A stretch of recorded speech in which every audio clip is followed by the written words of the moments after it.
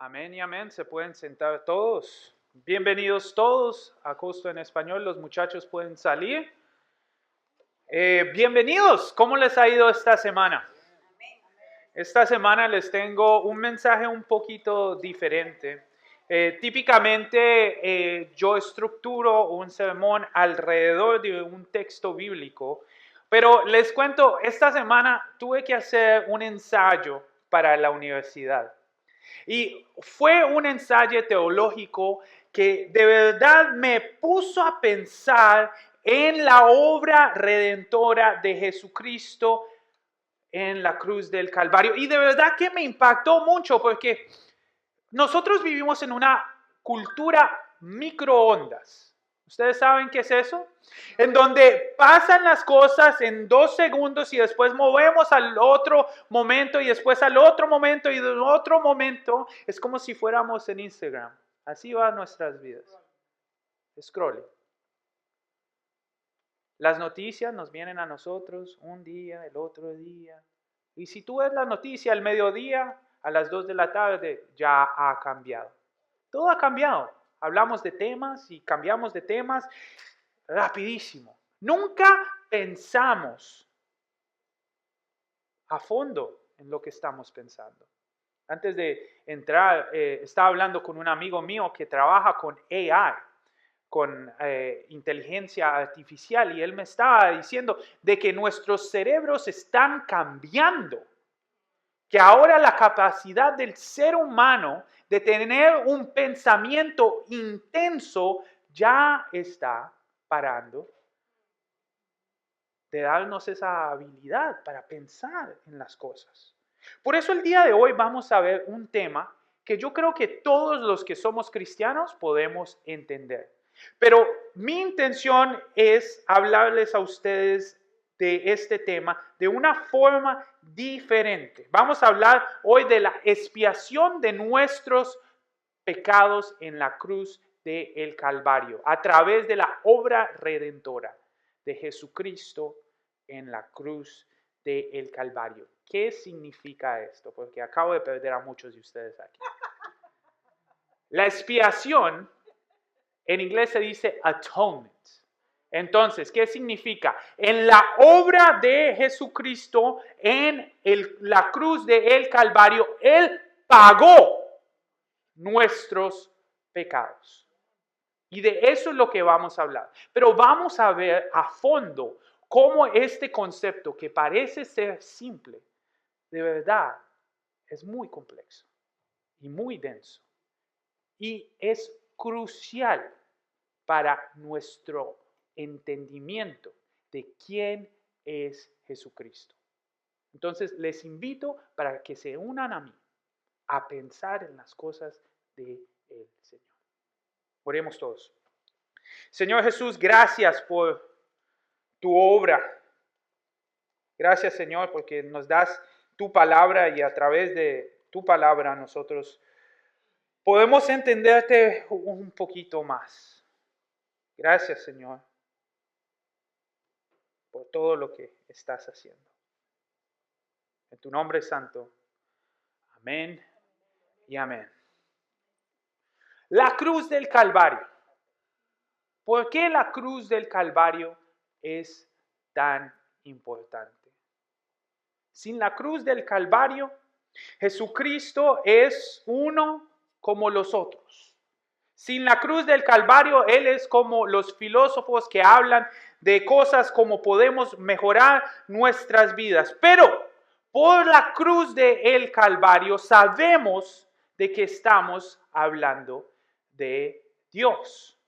A los niños se les explica la cruz del Calvario de una forma muy simple. Antes nosotros estábamos separados de la presencia del Señor. Gracias al sacrificio que Jesucristo hizo por nosotros en la cruz del Calvario, nosotros podemos estar reunidos con nuestro Padre otra vez en el cielo. Pero cuando hablamos así, olvidamos ciertos aspectos que son supremamente importantes. El primer aspecto que olvidamos es la necesidad que la humanidad tenía por la expiación de nuestros pecados. Volvamos al Antiguo Testamento. En el Antiguo Testamento, desde Génesis capítulo 1, vemos cómo la necesidad es fundada. Cuando el ser humano peca en contra de la voluntad del Señor, ellos son expulsados de la presencia del Señor. Pero desde el libro de Génesis vemos un anuncio muy claro, que va a llegar uno que le va a pisotear la cabeza a la serpiente y como efecto va a reunir otra vez a la humanidad con su creador. Pero en el Antiguo Testamento también vemos de que el pueblo constantemente encuentra la ira del Señor. En el libro de Levíticos, el Señor le da al pueblo la ley para que ellos sepan cuál es la voluntad de Él para ellos, y ellos constantemente intentan seguir la ley. Pero a la misma vez, una y otra vez, van en contra de la voluntad del Señor. En el Nuevo Testamento se nos explica a nosotros esto como nuestra naturaleza pecaminosa. Nosotros sabemos de que antes de Jesucristo todos tenemos una naturaleza pecaminosa. Para nosotros los cristianos es tan evidente que nosotros tenemos esa naturaleza pecaminosa en nosotros y decimos, claro, nosotros necesitamos un redentor.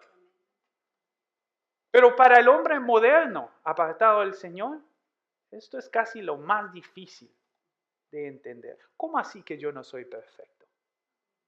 ¿Cómo así? La verdad es que el mundo piensa que vivimos en una balanza, donde si hacemos más cosas buenas que cosas malas, todo va a estar bien. Pero ¿qué es lo que nos dice a nosotros las Escrituras?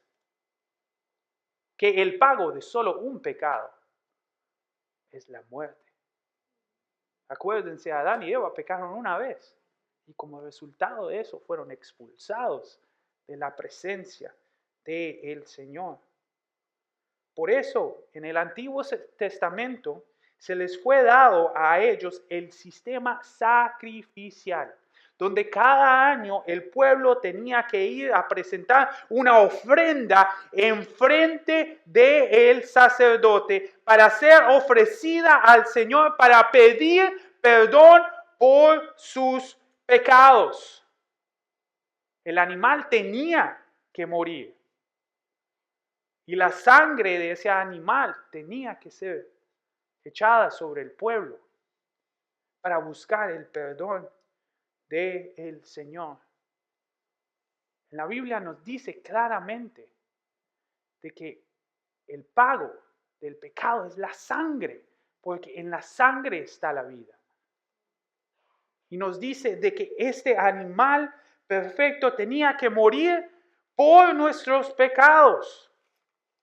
Nosotros vemos que Jesús toma el título del Cordero Santo, mostrando de que Él tenía que venir. Desde Génesis 1 decía de que iba a venir este Mesías, que iba a superar este sistema de sacrificio y que Él mismo iba a dar su vida. El hombre moderno tampoco entiende eso. ¿Cómo puede ser de que Dios mismo iba a venir al mundo y en vez de decir los pecados son perdonados, no, Él no iba a hacer eso, sino que iba a dar su vida? Muchos de ellos toman esto para argumentar, para mostrar de que esto muestra de que Jesús no es Dios. Porque si fuera Dios, ¿cómo Dios se está sacrificando en la cruz del Calvario? John Murray habla de esto. Y habla de que esta es la necesidad hipotética que Dios pone en toda la narrativa del Antiguo Testamento. Dice de que Dios desde el principio planeó esto, este gran sacrificio para mostrarnos a nosotros su buen plan. Por eso, cuando nosotros leemos en las Escrituras, vemos de que no dice que asesinaron o mataron a Jesús, sino que Él dio su vida. Desde el principio, Dios establece una necesidad por su sangre. Desde el principio, Él nos muestra de que Él es un Dios de orden, de que Él establece una narrativa, un propósito y cómo las cosas se van a desarrollar. Y Él cumple con su plan. Desde el principio Él nos muestra de que nosotros lo necesitamos a Él y de que no hay nada que nosotros podemos hacer para reconciliarnos en frente de Dios. A través del pueblo de Israel lo vemos una y otra vez. Sacrifican y sacrifican y sacrifican año tras año animales. Pero se vuelve un ciclo vicioso, donde solo están pagando por los pecados del pasado. Pero siempre vienen más. Siempre hay una deuda. Pero nuestro Dios, siendo todopoderoso, nos muestra a nosotros la máxima expresión de amor a través de su Hijo Jesucristo. Qué fácil sería para Dios decir, los pecados de la humanidad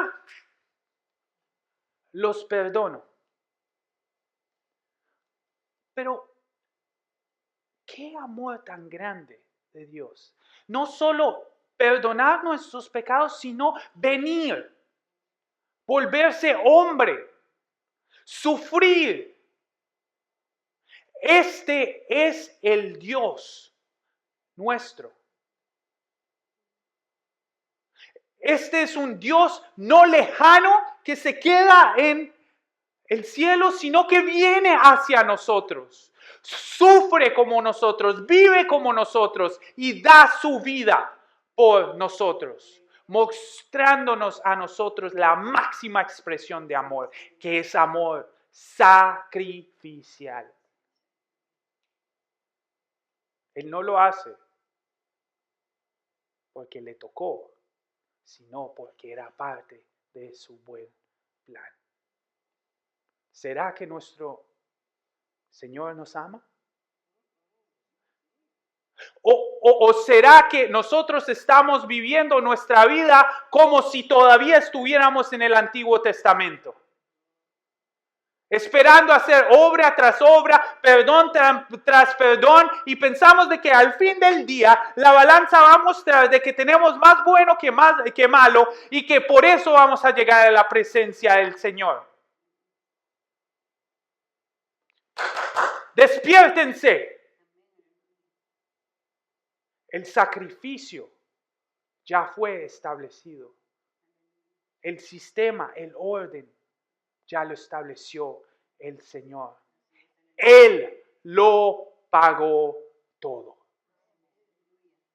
En Él nosotros tenemos libertad. Nosotros solo tenemos pecados. Hay un gran filósofo que dice que lo único que nosotros contribuyemos a nuestra salvación es el pecado que hace necesario que un redentor venga. Creo que fue C.S. Lewis quien dijo eso. Pero también tenemos que entender la naturaleza de esta expiación. En el sistema de sacrificios tenían que ofrecer un cordero santo. Santo significaba de que era un cordero puro y perfecto. Y ese corderito que era perfecto tenía que ser sacrificado por los pecados del pueblo. Pero como les dije al principio, este se volvía un sistema vicioso, donde todos los años tenían que sacrificar animales. Y mientras estaban sacrificando los animales estaban pagando por los pecados que ya se habían cometido. Ellos hacían estos sacrificios en un tiempo particular del año y el animal pagaba por los pecados que el pueblo ya había cometido. Pero desde ahí en adelante, la ira del Señor caía sobre ellos.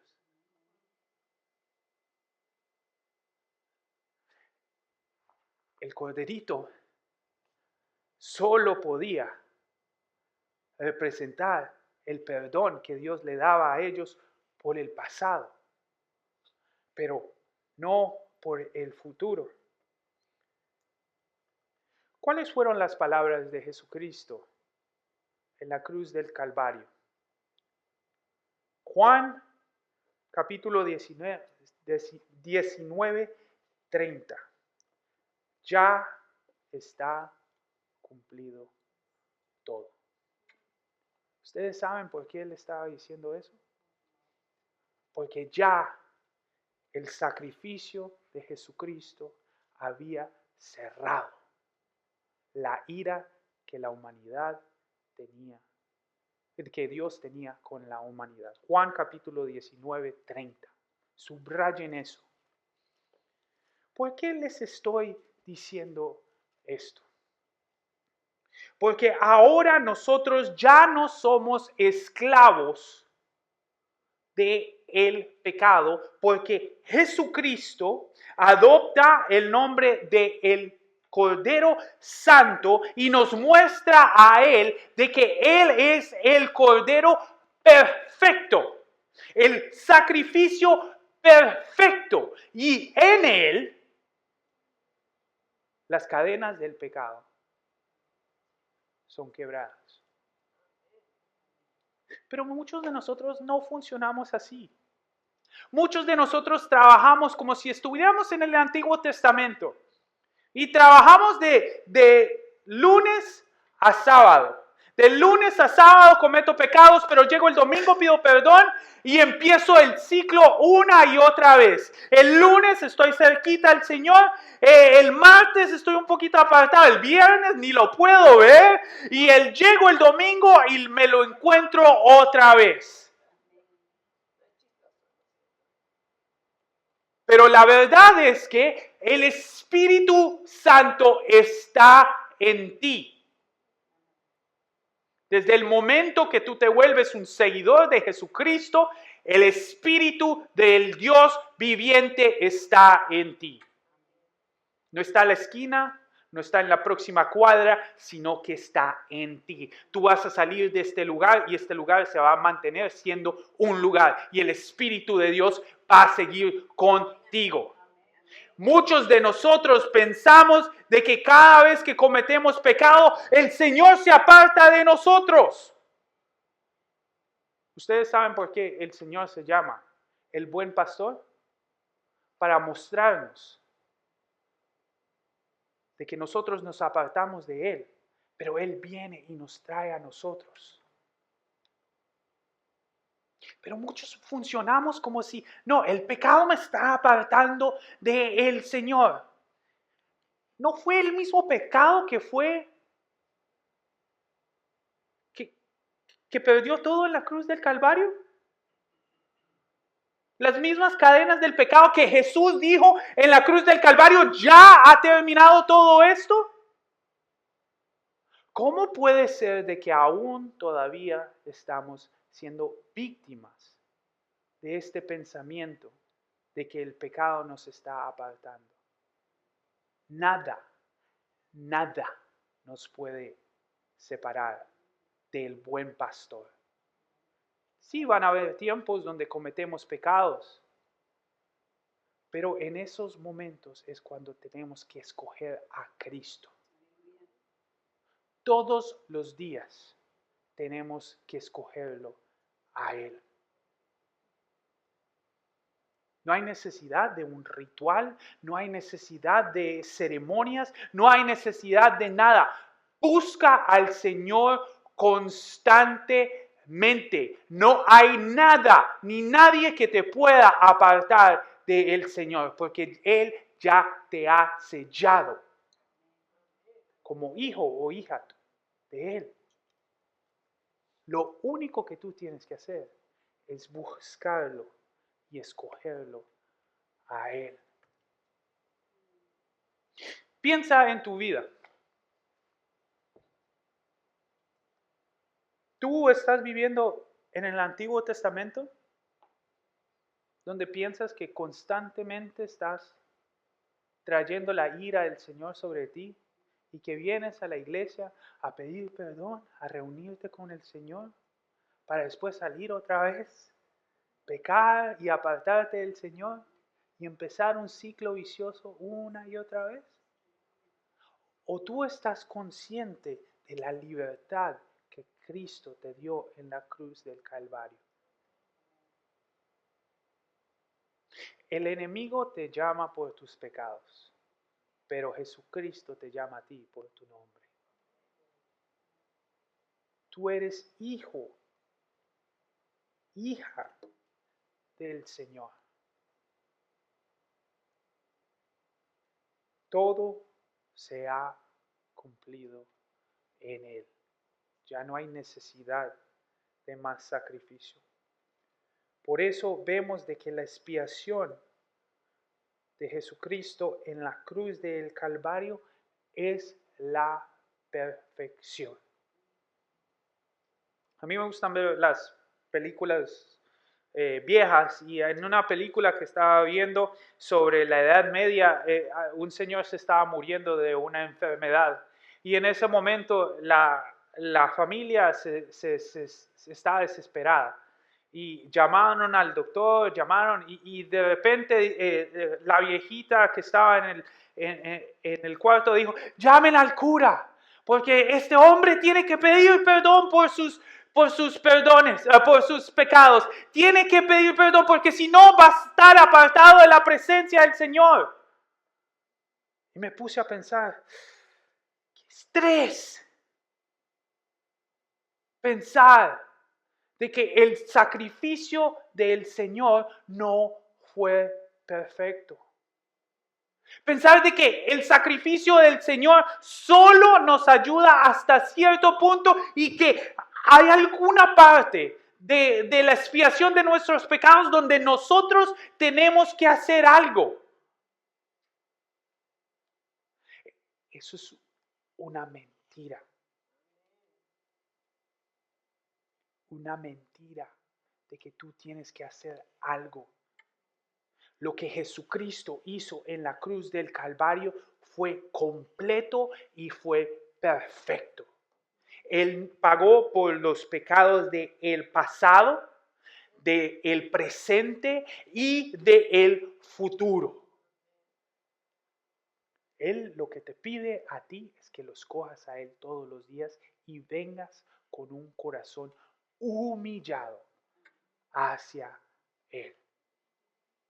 Si alguna vez has tenido el pensamiento de que hay algo que yo tengo que hacer para contribuir a tu salvación, estoy aquí para decirte, eso es falso. Las Escrituras nos dicen que aún hasta la fe que tuvimos inicialmente en el Señor es un regalo del Espíritu Santo, quien obra en nosotros. Aún desde el principio de la relación, el Señor nos muestra de que Él está haciendo la obra entera.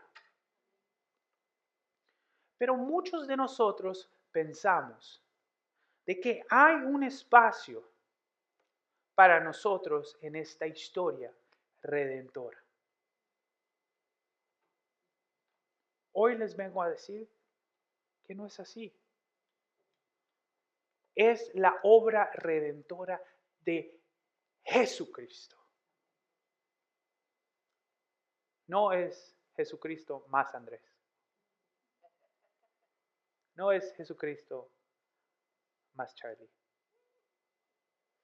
Es la obra redentora de Jesucristo. Cuando nosotros entendemos de dónde viene nuestra salvación, nosotros podemos movernos hacia adelante y empezar a vivir una relación correcta con Jesucristo. Cuando nosotros realmente entendemos de dónde viene nuestra salvación, nosotros entendemos de que es Cristo, mas no soy yo. Pero les pregunto otra vez, ¿cuántos de nosotros pensamos de que eso es Cristo más nosotros? Cristo nos salva, nos da la fe. Cristo murió y nos salvó en la cruz del Calvario. Cristo es el que nos está transformando todos los días. Muchas de las personas piensan de que la obra redentora de Jesucristo solo aplica para lo que viene en el futuro, cuando estemos en la presencia del Señor. Pero Cristo nos ha liberado de esa naturaleza pecaminosa que teníamos nosotros y ahora nosotros aspiramos a ser más como Cristo, no por nuestras propias fuerzas, sino por el Espíritu de Dios que obra en nosotros. Entonces, yo sé y me imagino los pensamientos que están teniendo el día de hoy. ¿Será que el pastor ya no tenía de qué más hablar? Entonces se puso a hablar de la obra en Cristo, pero les llamo la atención para que piensen en esto. Realmente piensen en esto. Para mí como pastor era muy frustrante el primer año cuando nosotros estábamos empezando la iglesia, porque yo le gastaba y le gastaba y le gastaba tiempo a la gente. Y entre más tiempo le gastaba a la gente, menos fruto veía. Era muy frustrante, pregúntenle a Loan. Era horrible. Pero en ese año el Señor nos mostró, es que es la obra mía. Yo traigo el fruto, yo traigo el crecimiento. Confía en mí. Hay muchos de nosotros que escuchamos Isaías. Heme aquí, yo iré, Señor. Yo estoy aquí. Pero yo voy a llevar estas cosas, Señor. Yo llevo estrategia, Señor. Yo voy listo. Y el Señor solo quiere escuchar, heme aquí, yo iré. Humilla tu corazón enfrente de mí y yo haré la obra. ¿Cuál es la obra que el Señor te ha llamado a hacer en tu vida? ¿Cuál es la obra que el Señor está haciendo en ti el día de hoy? ¿Qué es lo que el Señor te ha llamado a representarlo a Él en tu comunidad? En tu comunidad el Señor te está usando a ti. Y hoy lo que les suplico a ustedes, sométanse a la voluntad del Señor. Sometan su voluntad a la voluntad de Cristo y veremos en Galveston, Texas, la gran obra de Jesucristo. Cuando nosotros veamos hacia atrás, nosotros vamos a decir, ¡wow! ¡Qué impacto tan grande! Y en ese momento nos vamos a acordar de este momento donde nosotros como iglesia nos tomamos la decisión para someternos a la voluntad del Señor y dejarlo que Él obre en nuestras vidas y que el Señor, sea el que transforme al condado de Galveston. Oremos todos.